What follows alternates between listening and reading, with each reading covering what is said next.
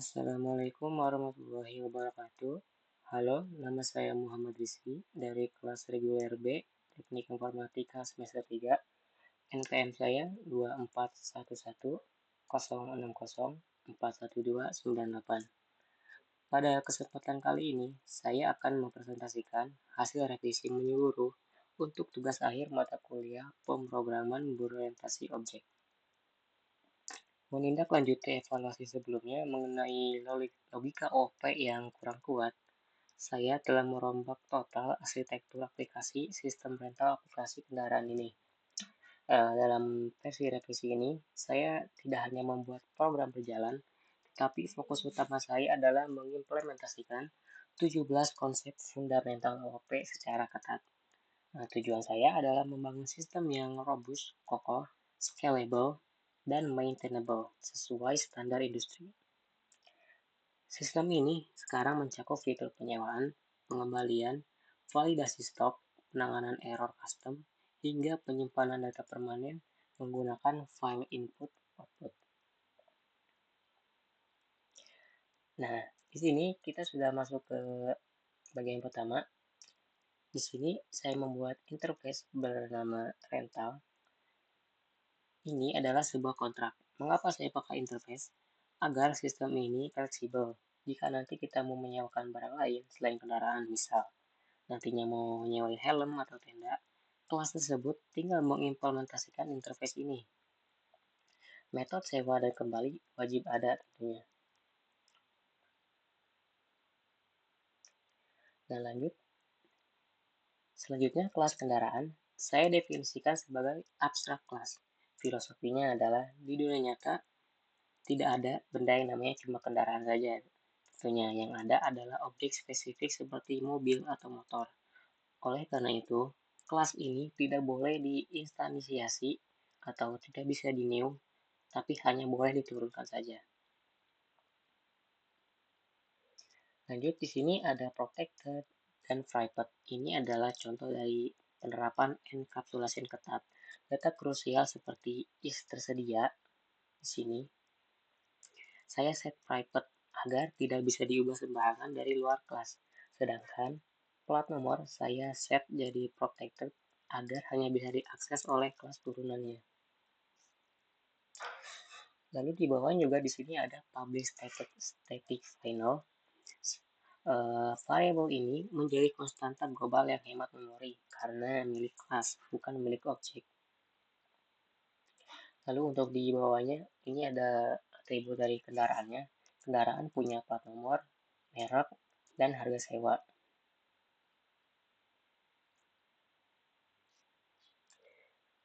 Lanjut, di sini ada kelas mobil. Di sini mulai ada penerapan inheritance dan polymorphism. Kelas mobil ini adalah turunan atau extend dari kendaraan. Seperti yang terlihat di baris pertama ini, terlihat public class mobil extend kendaraan. Artinya, si kelas mobil ini menurunin dari atribut kendaraan. Lalu di baris constructor, saya menggunakan keyword super untuk mendelegasikan inisialisasi data ke constructor parent. Ini efisiensi kode. Jadi kita nggak perlu tulis ulang lagi inisialisasi variabel. Selanjutnya yang terpenting juga di sini polymorphism atau di sini override. Di sini ada metode hitung total biaya. Untuk di mobil logikanya harga sewa dikali hari sama plus biaya supir. Logika ini berbeda dengan kelas motor.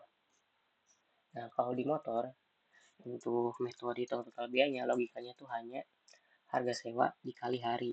Jadi sistem secara cerdas akan memilih metode mana yang dijalankan tergantung objeknya, meskipun nama metodenya sama.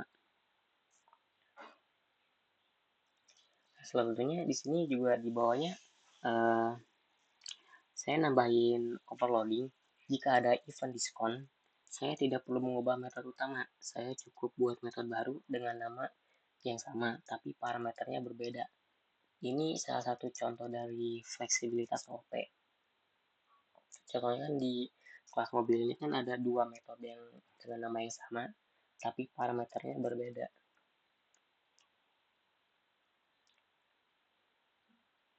Selanjutnya, lalu bagaimana untuk menghubungkan kendaraan dengan penyewaan? Nah, di sini saya menggunakan konsep composition di kelas transaksi. Eh, di sini ada private dari kendaraannya di counter transaksi. Nah, transaksi memiliki kendaraan atau hash relationship ini lebih aman daripada inheritance untuk kasus transaksi. Di transaksi juga ada atributnya seperti unit, durasi sewa, sama total bayarnya.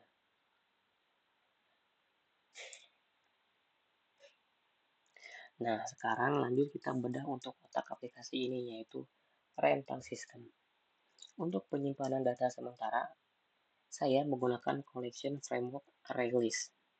Seperti yang terlihat di baris 6 ini, saya menggunakan ArrayList. Nah, kenapa bukan array biasa? Karena stok kendaraan di rental biasanya sifatnya dinamis, bisa bertambah terus.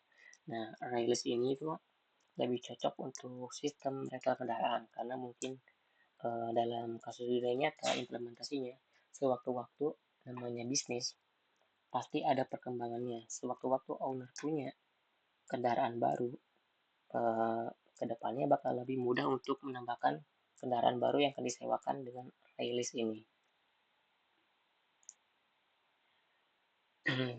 Lanjut, di sini salah satu fitur unggulannya yaitu custom exception handling. Di bagian ini, di proses sewa, saya membuat kelas sendiri di sini untuk exception. Kenapa? Tujuannya agar saat terjadi kesalahan logika bisnis seperti stok kendaraannya habis, error yang keluarnya yang nanti bakalan spesifik dan mudah ditangani, bukan lagi error null pointer atau error sistem yang membingungkan user. Nah, bisa juga dilihat di sini untuk logikanya.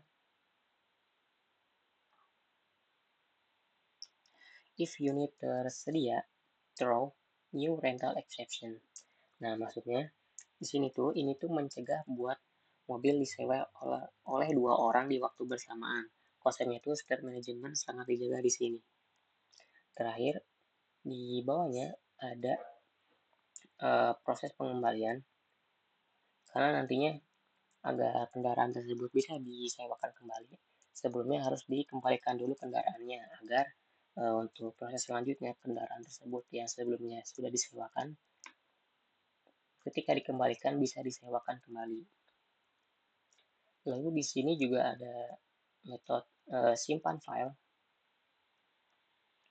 Saya menggunakan file writer dalam blok try with resource. Ini praktik clean code. Jadi saya nggak perlu lagi perlu repot menutup file secara manual. Sistemnya akan menutup koneksi file otomatis meskipun jadi error. Nah, untuk main app-nya sendiri, di sini saya membuat beberapa data dummy. Ada 6 untuk 3 mobil dan 3 motor. Lalu di sini ketika sistem baru dijalankan bakalan terlihat notif selamat datang di rental kendaraan. Contoh di sini namanya reinkarnasi. Terus ada menu utama, sewa kendaraan, ada kembalikan kendaraan, lalu ke aplikasi.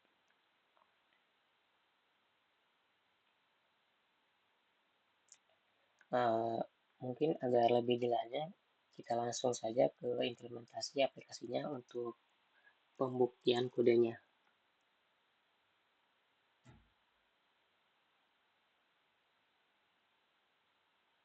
Nah, saat program berjalan, collection akan meload data. Terlihat semua status unit di sini itu masih tersedia. Di sini saya akan mencoba mencontohkan, saya akan menyewa salah satu kendaraan. Misal di sini contohnya, saya akan menyewa mobil Porsche.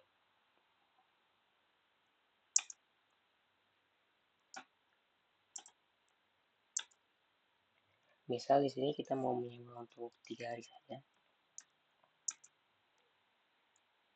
Nah, terlihat sistem berhasil eh, kendaraan berhasil disewa. Ketika kendaraan berhasil disewa, bisa dilihat di bawah sini. Ketika kita menyewa kendaraan Porsche, maka di bawah sini ketika sistem sukses, kendaraan Porsche di bawah sini berubah yang awalnya tadi tersedia, sekarang berubah menjadi disewa.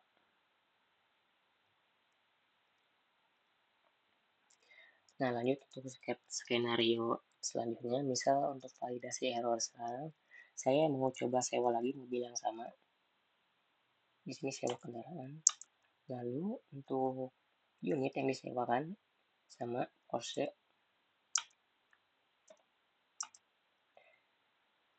Nah, exception di sini berhasil menangkap logic error tanpa membuat program crash dan program tetap jalan dan kembali ke menu. Karena kan sebelumnya kendaraan Porsche ini berhasil kita sewa sebelumnya di transaksi sebelumnya. Jadi ketika orang yang sama atau orang lain ingin menyewa kendaraan Porsche tersebut, maka sistem akan menampilkan notif error karena kendaraannya belum tersedia. Jadi bagaimana agar kendaraan Porsche ini tersedia kembali? Kita bisa dengan melakukan kembalikan kendaraan. Di sini kembalikan kendaraan di nomor 2. Lalu untuk unit yang dikembalikan Porsche.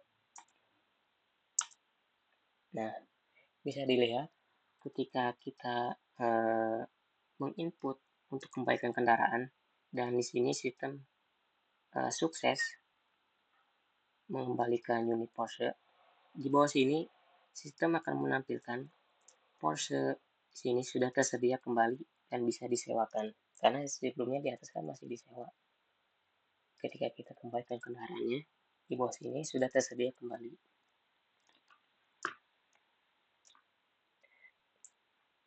Nah, itu untuk contoh penyewaan di sistem kendaraan ini. Sekarang kita lanjut untuk pembuktian di penyimpanan data.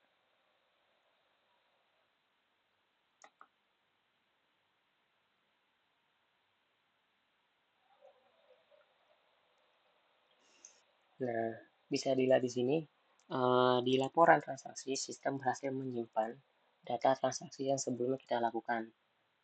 Sebelumnya kan kita menyewakan kendaraan unit Porsche selama 3 hari. Nah, di sistem ini berhasil tersimpan untuk data transaksinya. Jadi, pemilik atau owner sistem rental kendaraan ini nanti punya data transaksinya. Jadi, data transaksinya itu nggak hilang. Baik, sebagai kesimpulan dari revisi tugas akhir ini adalah implementasi utuh dari 17 konsep OOP yang mencakup struktur data, hierarchy class, polymorphism, inheritance, dan validasi bisnis. Secara fondasi, saya menggunakan kelas, objek, interface, abstrak class untuk membangun arsitektur yang solid. Kedua, saya menerapkan 4 pilar utama secara disiplin. Yang pertama di encapsulation, kedua inheritance pada struktur kelas kendaraan, ketiga polymorphism melalui teknik method overriding dan method overloading, keempat serta abstraction untuk menyembunyikan kompleksitas data. Ketiga, untuk struktur relasi dan inisialisasi, saya menggunakan composition, constructor, serta keyword penting seperti super, base, static, dan final. Dan terakhir, untuk fungsionalitas sistem yang andal, saya melengkapinya dengan collection framework, custom exception handling, dan file input-output. Dengan implementasi menyeluruh ini, saya cukup yakin aplikasi sistem rental kendaraan ini sudah memenuhi kriteria pemrograman berorientasi objek yang kuat, aman, dan siap digunakan. Demikian presentasi dari saya. Terima kasih. Wassalamualaikum warahmatullahi wabarakatuh.